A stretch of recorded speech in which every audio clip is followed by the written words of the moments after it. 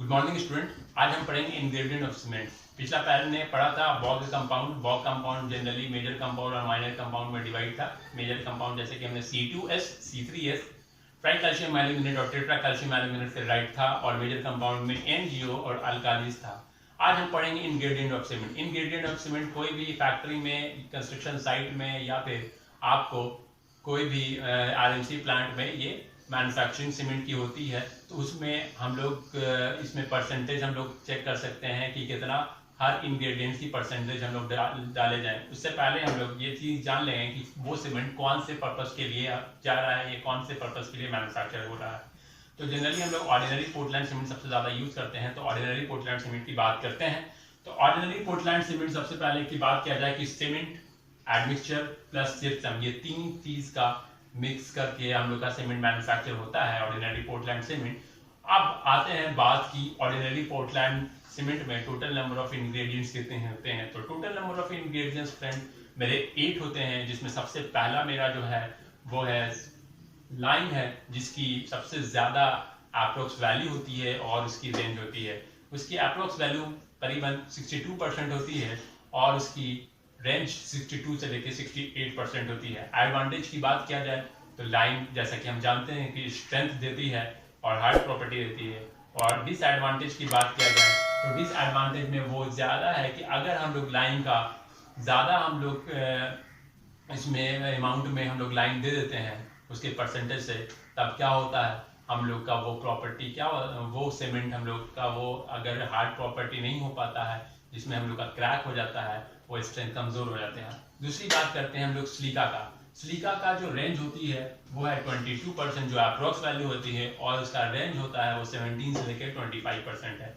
Advantage ये भी strength देता है, हार्ड प्रॉपर्टी देता है, लेकिन इसमें डिसएडवांटेज यही है कि ये क्विक सेटिंग टाइम प्रॉपर्टी को ये रिड्यूस करता है।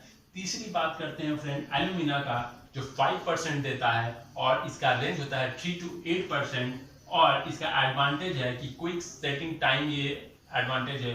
और डिसएडवांटेज यही है कि अगर इसको भी एक्सेस अमाउंट में हम लोग एल्यूमिना को डाल देंगे तो स्ट्रक्चर में मेरे क्रैक आ सकता है।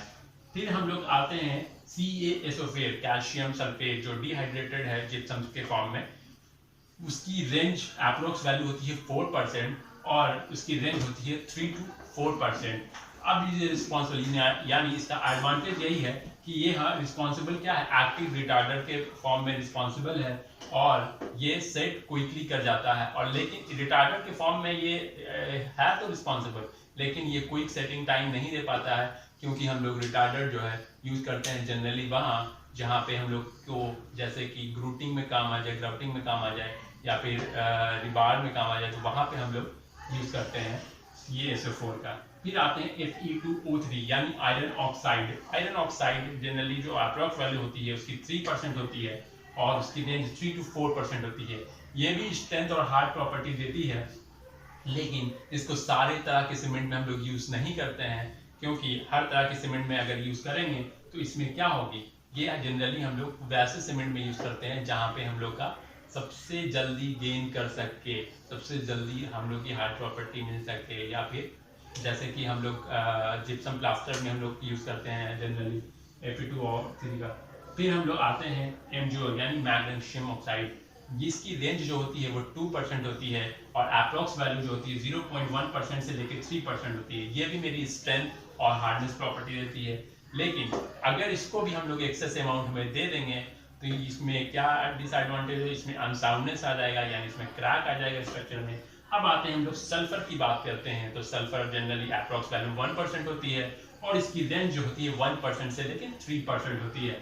इसका एडवांटेज यही है कि ये जो है रिस्पॉन्सिबल है स्ट्रेंथ के लिए, कितने तक, अप टू लेस एक्सटेंट, यानी बहुत कम मात्रा में ये स्ट्रेंथ देता है।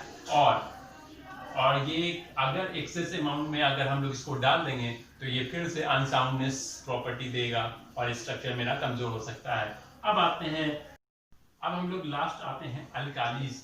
अल्कालीज की जो रेंज होती है वो 1% होती है अप्रोक्स वैल्यू, और रेंज होती है 0.2 से लेके 1.3%। इसकी जो एडवांटेज है ये भी रिस्पॉन्सिबल है वाइट सॉल्ट के लिए, वाइट सॉल्ट को डिकम्पोज करने के लिए नेचर में। और दूसरी चीज़ कि ये प्रेजेंट होता है स्मॉल क्वांटिटी में।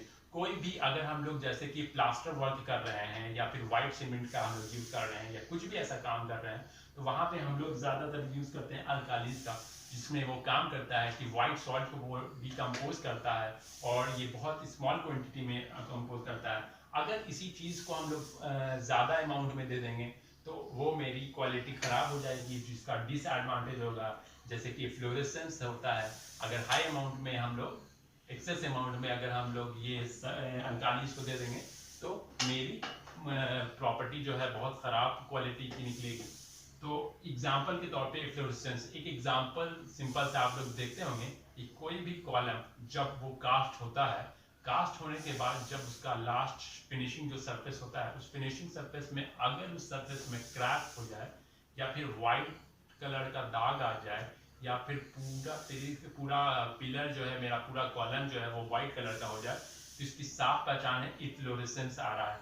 इफ्लोरेसेंस का मतलब यही है कि वो काम क्या कर रहा है, उसमें एक्सेस अमाउंट में मेरा एक्सेस अमाउंट में सल्फर अल्कालीज चला गया है, जिसकी वजह से उसमें प्रॉब्लम हो रही है और उसमें फ्लोरेसेंस आ गया, यानी वाइट पूरी तरह से दाग आ गया, यानी वाइट सॉल्ट उसमें से आ रहा है। जिसका रीज़न होता है कि मेरा ये स्ट्रक्चर जो है कमज़ोर हो सकता है, स्ट्रेंथ उसमें नहीं हो सकती और वो क्रैक कर सकता है। अब बात आती है कि ये सारा तो इंग्रेडिएंट ऑफ सीमेंट था। अब इस इंग्रेडिएंट ऑफ सीमेंट में हमने चेक कर लिया कि कौन सा सीमेंट में हम लोग कैसा इंग्रेडिएंट देंगे, वो किस पे क्लासिफाइड होगा, वर्ड पे क्लासिफाइड होगा। अब आती है कि मेरा कैसा, दो तरह का सीमेंट होता है, एक लो हीट ऑफ हाइड्रेशन, एक हाई हीट ऑफ हाइड्रेशन। अब दोनों सीमेंट हम लोग कहाँ कहाँ पे यूज करेंगे इसका भी हम लोग क्लासिफाइड करते हैं। जैसे कि हम लोग दो तरह का अगर एग्जांपल की बात किया जाए तो लो हीट ऑफ हाइड्रेशन वहाँ पे यूज करेंगे जहाँ पे हम लोग मरीन वर्क कर रहे हैं, यहाँ पे जहाँ पे पियर वेट में ब्रिज में जहाँ पे पानी में हम लोग का काम कर रहे हैं, वहाँ पे लो हीट ऑफ हाइड्रेशन का काम होगा। हाई हीट ऑफ हाइड्रेशन वहाँ पे काम होगा जैसे कि हम लोग को जल्दी सेटिंग टाइम चाहिए या फिर बहुत कम समय में हम लोग को उसको कास्ट करके उसको काम को कंप्लीट करना है, जैसे कि रोड कंस्ट्रक्शन वर्क, ये सारे काम में हाई हीट ऑफ हाइड्रेशन का काम करते हैं। अब आती है बात लो हीट ऑफ हाइड्रेशन में कौन सा सीमेंट होता है।